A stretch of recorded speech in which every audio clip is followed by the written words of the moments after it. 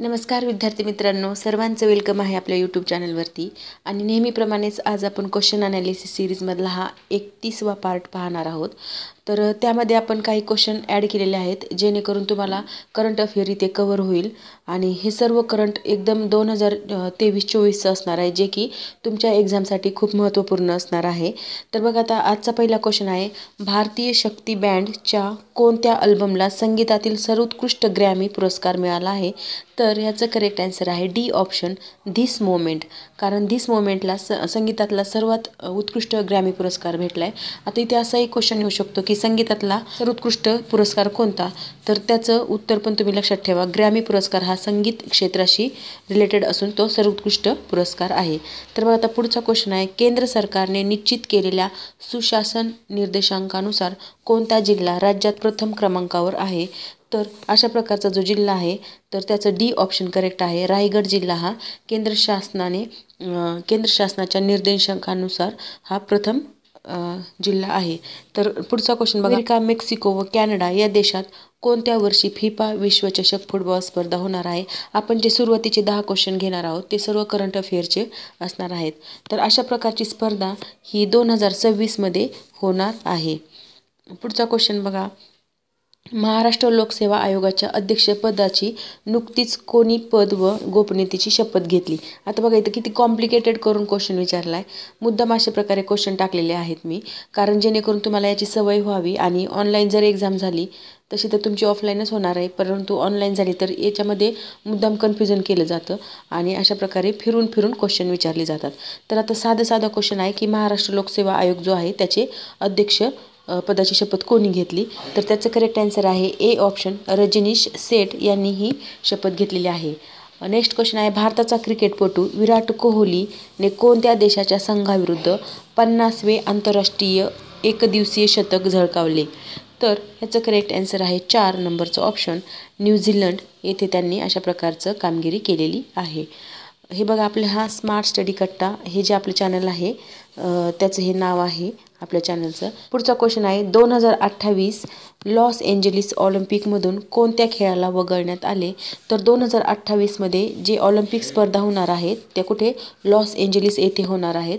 तर इथे हा पण क्वेश्चन येऊ शकतो की 2028च्या ऑलिम्पिक स्पर्धा कुठे होणार आहेत? तर त्या होणार आहेत लॉस एंजेलिस येथे. आणि या खेळामधून कोणतं खेळ वगळण्यात आलेला आहे? तर त्याचं करेक्ट आन्सर आहे बॉक्सिंग. हा खेळ तिथून वगळण्यात आलेला आहे. नेक्स्ट क्वेश्चन आहे आपला, कोणत्या बँकेला सर्वोत्तम सहकारी बँक म्हणून गौरवण्यात आलेलं आहे? तर अशा प्रकारची जी सर्वोत्तम बँक आहे तर ती आहे 1 नंबरचं ऑप्शन, कॉसमॉस बँक. पुढचा क्वेश्चन पहा, सर्वोच्च न्यायालयाने किती आठवड्यापेक्षा जास्त काळानंतर गर्भपात परवानगी नाकारली आहे? तर याचं करेक्ट आन्सर आहे 26 आठवडे, म्हणजे सी ऑप्शन, 26 आठवड्यानंतरचा गर्भपात आपल्याला करता येत नाही. अशा प्रकारे हे सर्वोच्च न्यायालयाने निर्णय दिलेला आहे. नेक्स्ट क्वेश्चन आहे, पश्चिम घाटातील महत्त्वाची खिंड कोणती जी कोकण व देश यांना जोडते? तर पश्चिम घाटातील महत्त्वाची खिंड आहे जी की कोकण आणि देश यांना जोडते, तर ती आहे बोरघाट, म्हणजे 3 नंबरचं ऑप्शन आपलं करेक्ट आहे. तर बोरघाट ही लक्षात ठेवा. तसंच आंबोली घाट कुठे आहे? तर हा आहे सावंतवाडी आणि बेळगावच्या मध्ये, बेळगाव.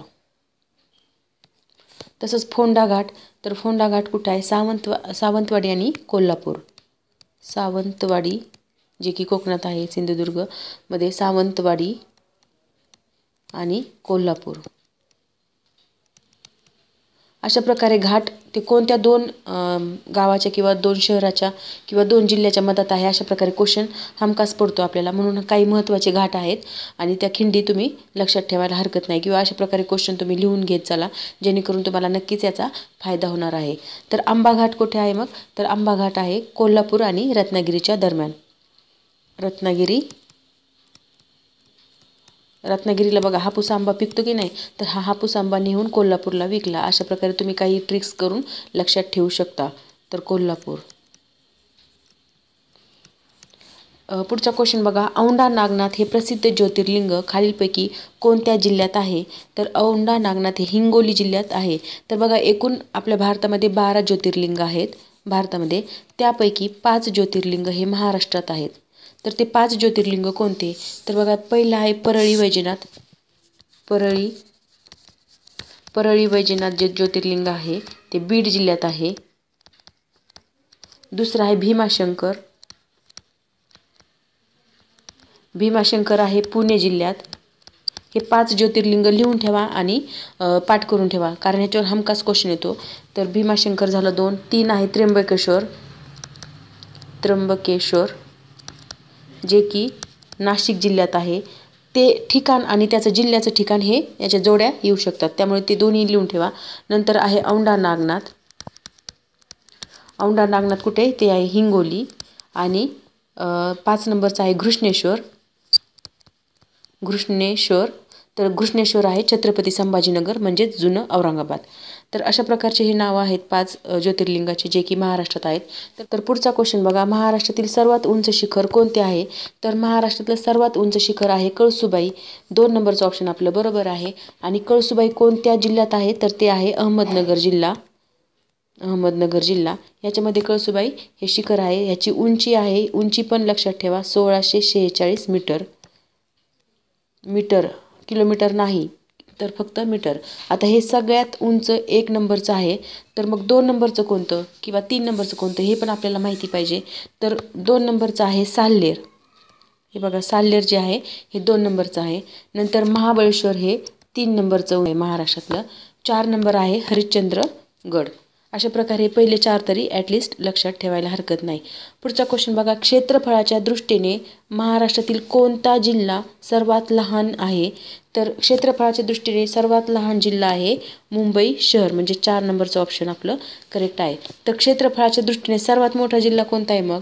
तर तो आहे अहमदनगर जिल्हा. अहमदनगर जिल्हा सर्वात मोठा आहे. 2 नंबर आहे पुणे. 3 नंबर आहे नाशिक. आणि 4 नंबरला आहे सोलापूर. हे क्षेत्रफळाच्या दृष्टीने सर्वात मोठे जिल्हे आहेत. अहमदनगर, पुणे, नाशिक आणि सोलापूर हे पहिले 4 जिल्हे इथे दिलेले आहेत. हे तुम्ही तुमच्या नोटबुकवर लिहून ठेवा किंवा नोट्स काढत चला, जेणेकरून तुम्हाला फायदा होणार आहे. वारंवार सांगत आहे कारण त्याच्यामध्ये काहीतरी लॉजिक आहे. पुढचा क्वेश्चन बघा, मुंबई राज्य या द्विभाषिक राज्याची स्थापना डॅश डॅश रोजी झाली. तर मुंबई राज्य या द्विभाषिक राज्याची स्थापना कधी झालेली आहे? तर त्याचं करेक्ट आन्सर आहे 2 नंबरचं ऑप्शन 1 नोव्हेंबर 1956 साली या द्विभाषिक राज्याची स्थापना झाली होती. नंतर 1 मे 1960 साली आपल्या महाराष्ट्राची स्थापना झालेली आहे. नेक्स्ट क्वेश्चन बघा, 1 जुलै 1998 रोजी डॅश डॅश जिल्ह्याचे विभाजन करण्यात आले. तर 1 जुलै 1998 साली धुळे जिल्ह्याचे विभाजन करण्यात आले होते, म्हणजे 2 नंबरचं ऑप्शन आपलं बरोबर आहे. आणि धुळे जिल्ह्यातून कोणता जिल्हा निर्माण करण्यात आला होता? तर तो आहे नंदुरबार जिल्हा.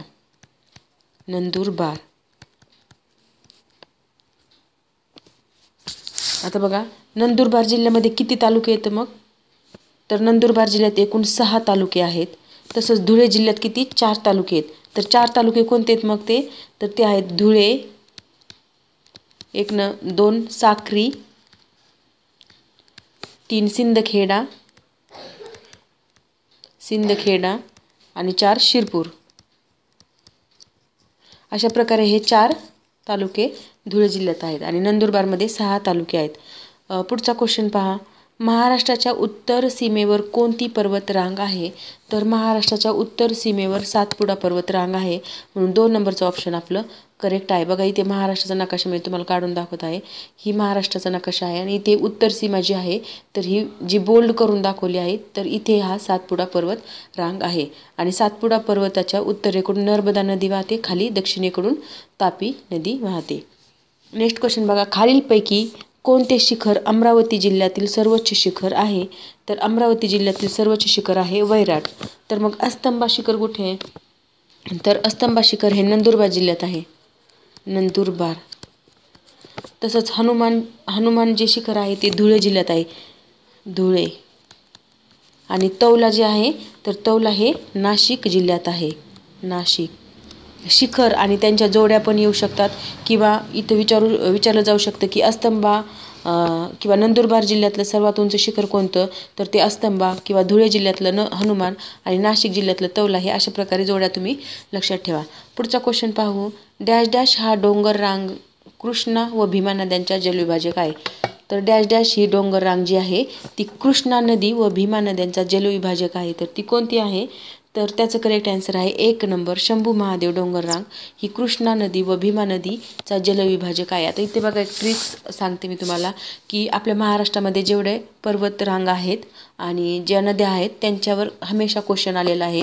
तर बघा आता आपला हा महाराष्ट्राचा नकाशा आहे, तर इथे ही ट्रिक्स लागू होती आणि तुमच्या हे सर्व एका नजरेस पाठ होऊन जातं जर तुम्ही एकदा दोनदा अशा प्रकारे तुमच्या नोटबुकवर काढून घेतलं.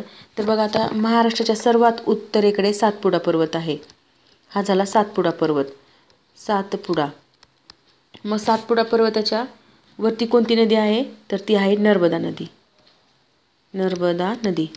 तर बघा आता म्हणजे आपण काय करायचं, ह्या प्रत्येकाचं इनिशियल घ्यायचं.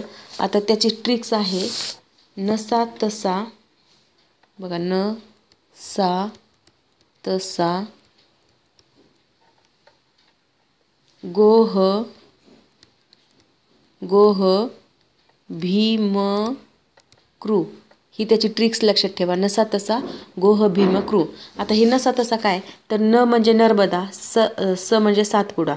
सातपुडाच्या खाली आलं की तापी नदी आहे. ही आहे तापी नदी. नंतर तापी नदीच्या खाली आलं की सातमाळा अजिंठा डोंगर रांगा. सातमाळा ही अजिंठा डोंगर रांग.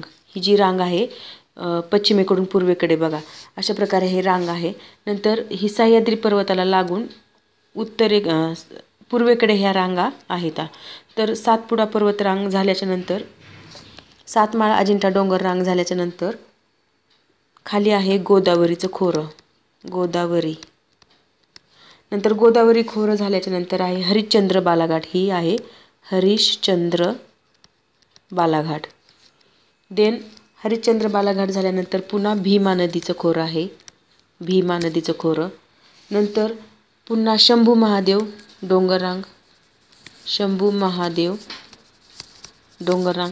आणि सर्वात खाली आहे कृष्णा नदीचं खोरं. कृष्णा नदीचं खोरं. अशा प्रकारे तुम्ही ही ट्रिक्स लक्षात ठेवा. नसा तसा गोह भीम क्रू. ही ट्रिक्स लक्षात ठेवली की आपल्या पूर्ण महाराष्ट्राचा जो नकाशा आहे त्याच्यावरच्या पर्वतरांगा आणि नद्याच्या त्यांच्या मधात कोणती नदी आहे हे क्लिअर होऊन जातं चित्र. पुढचा क्वेश्चन बघा. 100व्या अखिल भारतीय मराठी नाट्य संमेलनाचे अध्यक्ष कोण होते, तर ह्याचं करेक्ट आन्सर आहे ब ऑप्शन डॉक्टर जब्बार पटेल ह्या नाट्य संमेलनाचे अध्यक्ष आहेत. तर हे नाट्य संमेलन कुठे झालं होतं, तर हे झालं होतं पिंपरी चिंचवडला. पिंपरी चिंचवडला, जे की जानेवारी महिन्यामध्ये झालं होतं 6 आणि 7 जानेवारी 2024ला. 6 आणि 7 जानेवारी 2024ला. नेक्स्ट क्वेश्चन आहे विशाखा हा काव्यसंग्रह खालीलपैकी कोणाचा आहे, तर विशाखा हा काव्यसंग्रह वि वा शिरवाडकर. म्हणजेच क्वेश्चन पाहूया. घटनेच्या कोणत्या मध्ये नागरिकत्वाची तरतूद आहे, तर इथे थोडीशी प्रिंट मिस्टेक झालेली आहे. तर घटनेच्या कोणत्या भागात नागरिकत्वाची तरतूद आहे असा हा क्वेश्चन आहे. तर याचं करेक्ट आन्सर आहे भाग 2 मध्ये नागरिकत्वाची तरतूद आहे. तर भाग 4 मध्ये काय मग, तर भाग 4 मध्ये राज्याचे मार्गदर्शक तत्त्वे म्हणजेच DPSPची तरतूद आहे. DPSP म्हणजे directive principle of state policy. Next आहे भाग 8 मध्ये केंद्रशासित प्रदेश क्षेत्र यांची तरतूद आहे.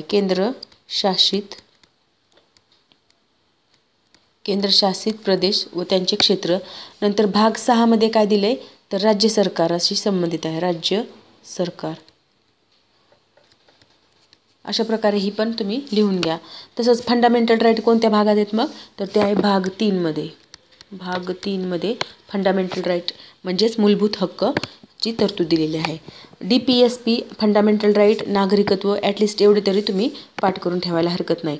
तर बघा आता 21 नंबरचा क्वेश्चन आहे महाराष्ट्राच्या उत्तरेला असणारा घाट कोणता, तर महाराष्ट्राच्या अगदी उत्तरेला आहे थळघाट. थळघाट हा महाराष्ट्राच्या अगदी उत्तरेला आहे. त्यालाच कसारा घाट पण म्हटलं जातं.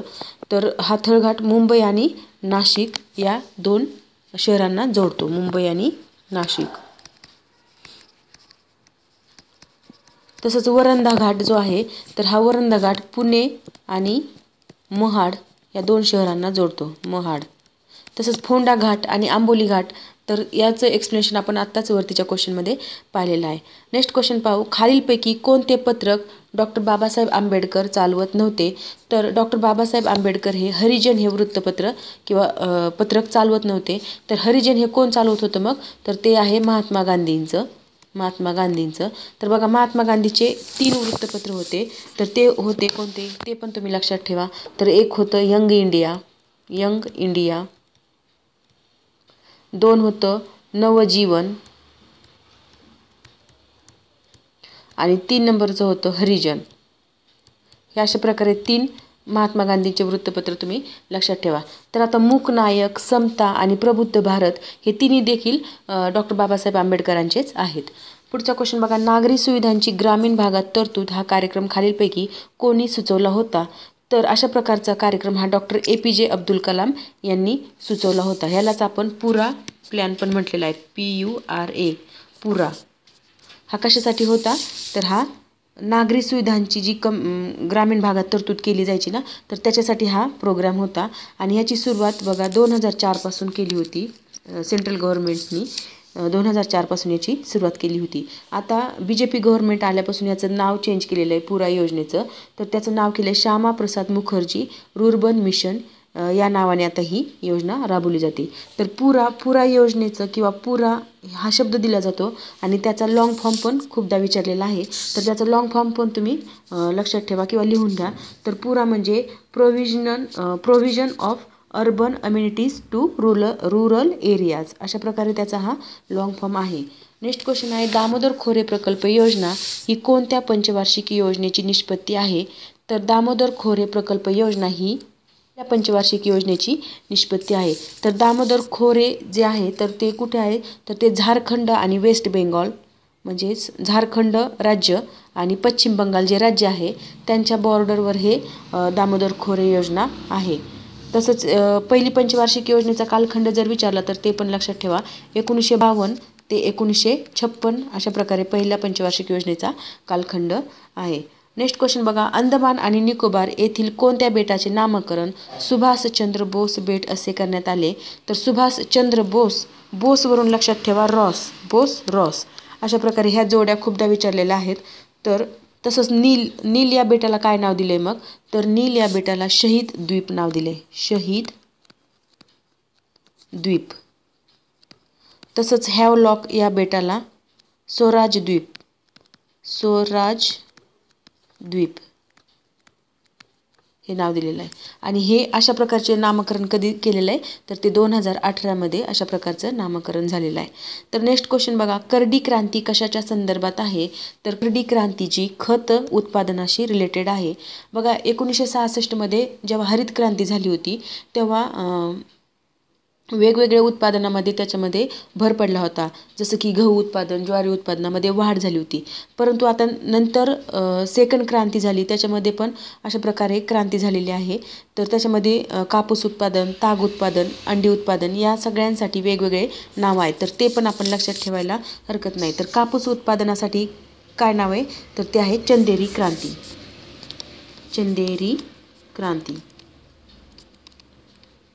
चंदेरी तंतू क्रांती लक्षात ठेवा. चंदेरी तंतू क्रांती तुम्ही लिहून घेत चला म्हणजे तुम्हाला फायदा होईल.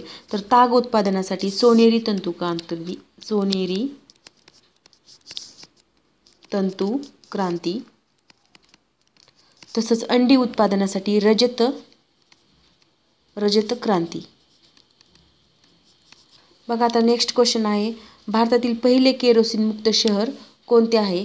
तर भारतातलं पहिलं केरोसिन मुक्त शहर आहे. इथं ऑप्शनमध्ये थोडीशी मिस्टेक आहे.